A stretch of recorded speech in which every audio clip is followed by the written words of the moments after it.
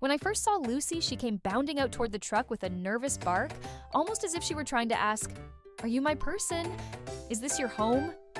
There was an urgency in her steps, a desperate kind of hope behind her sad, soulful eyes. It was obvious she'd been neglected for some time. Her coat was dirty, her spirit tired, but her heart was still open. I followed her gaze, wondering where she had come from, and walked over to the neighbor's house to ask if she belonged to them. They shook their heads and told me, "The people who lived here moved away 2 or 3 weeks ago." My heart sank. She had been left behind, completely abandoned. How someone could just move away and leave her behind was beyond comprehension. But at that moment, one thing became clear. I wasn't leaving without her. I looked at her and gently said, "Okay, let's go. You're coming with me now." Getting Lucy into the car was an adventure in itself. She clearly had never been in a vehicle before, nervous and confused, as if still clinging to the hope her family might come back. She looked at me like she was trying to understand why this was happening, but despite all that confusion, she chose to trust me. Her eyes softened just enough to say, "Okay, I'll go with you." I took her straight to the groomer, and she surprised everyone with her calmness.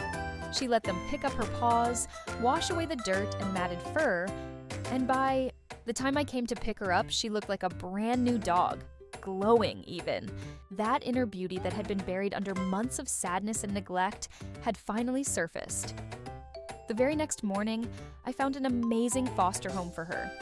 We're always cautious when introducing new dogs to a pack, so we gave them all time in the backyard to get to know one another in a calm, open space. Lucy fit right in. She was gentle, curious, and surprisingly open to this new world being offered to her. I didn't get to see her for a few days after that, but when I returned, it was like meeting the real Lucy for the first time. Her personality had completely blossomed. She knew she was safe now.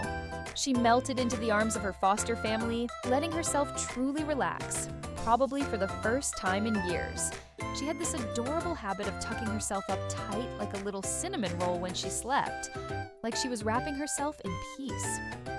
Lucy's getting older now, about 13 or 14 years old, and she's finally living her best life. She spends her days lounging in the sun, getting spoiled with love, and being the gentle, sweet companion she was always meant to be. Her journey wasn't easy, but it's one filled with light, hope, and redemption. She's a living reminder that it's never too late for a second chance, never too late to find a family who sees your worth. Lucy is a happy girl now, and every time I see her, tail wagging, eyes sparkling, I know we made the right choice the day she came running toward that truck, asking for someone to see her. I'm so grateful I did,